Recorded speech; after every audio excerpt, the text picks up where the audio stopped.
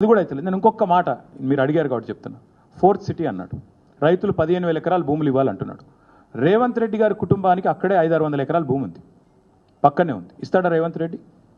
వెల్దండలో ఉంది, పక్కకే ఉంది. అక్కడ ఫార్మా విలేజ్కి ఇస్తాడా, లేకపోతే ఫోర్త్ సిటీకి ఇస్తాడా?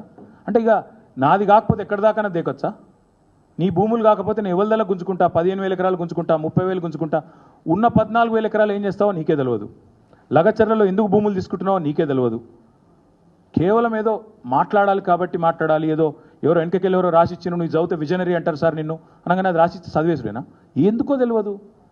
ఎందుకు 15,000 ఎకరాలు? My humble request to you also, all of you, దయచేసి please ask him the question. ఆయన మాట్లాడిస్తే మాట్లాడండి, అడగండి. మీ భూమి ఉంది కదా సార్ 400-500 ఎకరాలు వెల్దండలో ఇస్తారా అని అడగండి. మరి ఆయనకు ఒక నీతి, లగచర్లలో ఉండే పేద రైతులకు ఇంకో నీతి ఉండకూడదు కదా? కొండారెడ్డిపల్లె భూములు ఇస్తాడా, వెల్దండలో ఉండే భూములు ఇస్తాడా? 20 లక్షలు ఇస్తా అన్నాడు కదా ఎకరానికి, మేము ఇంకో 5 లక్షలు కల్పిస్తాం. 5 లక్షలు మీదికెళ్ళి బీఆర్ఎస్ ఇస్తుంది ఆయనకు. 20 లక్షలు ప్రభుత్వం దగ్గర తీసుకోమనండి, 5 లక్షలు మేము ఇస్తాం. 25 లక్షలకు చొప్పున రేవంత్ రెడ్డి కుటుంబానికి ఉన్న భూములు వెల్దండలో ఎకరానికి ఇస్తాడా మాకు? ఇమ్మనండి, అక్కడే పెడదాం ఫార్మా విలేజ్. మీ కల్వకుర్తిలో కూడా మీ కాంగ్రెస్ ఎమ్మెల్యే ఉన్నాడు, మీ ప్రభుత్వమే ఉంది, బ్రహ్మాండంగా మీ వాళ్ళే ఉన్నారు, మొత్తం మీ చుట్టాలే ఉన్నారు. నువ్వు పెట్టు 400-500 ఎకరాలు నీ కుటుంబానికి సంబంధించిన భూములు ఆడనే